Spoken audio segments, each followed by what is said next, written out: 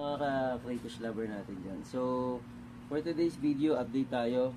Ito nakikita natin ngayon ay ang ating water filtration. Ayan. So, kung makikita natin, may ilagay na ako mga butas katulad nito. Ito para sa drain niya. Tapos, ito yung mga angle niya para sa labasan ng mga tubig na i-distribute niya sa kadapan natin. Ayan. Tsaka dito sa may ano natin. At saka dito sa ating nursery. So, ito nursery natin ito. Ay, ito breeding pala natin. Yan yung nursery natin. So, susubukan natin padaluyin yung mga tubig dyan. Gamit itong ating water filtration.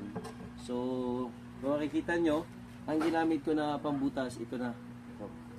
So, ito yung ginamit natin pambutas. Para accurate yung butas, suggestion ko lang, kung kakayanin naman ang budget nyo, yan. Kung kakayanin ang budget nyo, mas maganda kung meron tayo nitong drill. Yan. Para kahit paano accurate yung magagawa nating butas. Tingnan nyo. Tingnan nyo, accurate na accurate yung butas. Walang katagas-tagas, kumbaga. Oh, ayan oh, accurate na accurate yan oh. Halos hindi nga po pumasok dito. Ayan oh. Close up mo, Ash. Pag ganyan, close up. Ayan, so makikita natin. So, maganda siya pag ganyan ang kalalabasan. Tapos nilagyan ko siya ng bulb. Yan, nilagyan ko ng bulb.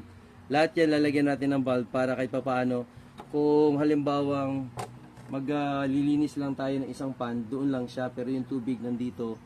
So, para hindi gaano hassle para sa atin. Katulad din dito, lalagyan din natin siya ng bulb dito, yan, para kahit papaano maganda yung control ng ating mga tubig. Ito naman drain bulb ito.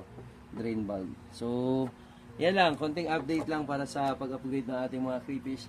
Maraming salamat. Ingat kayo palagi.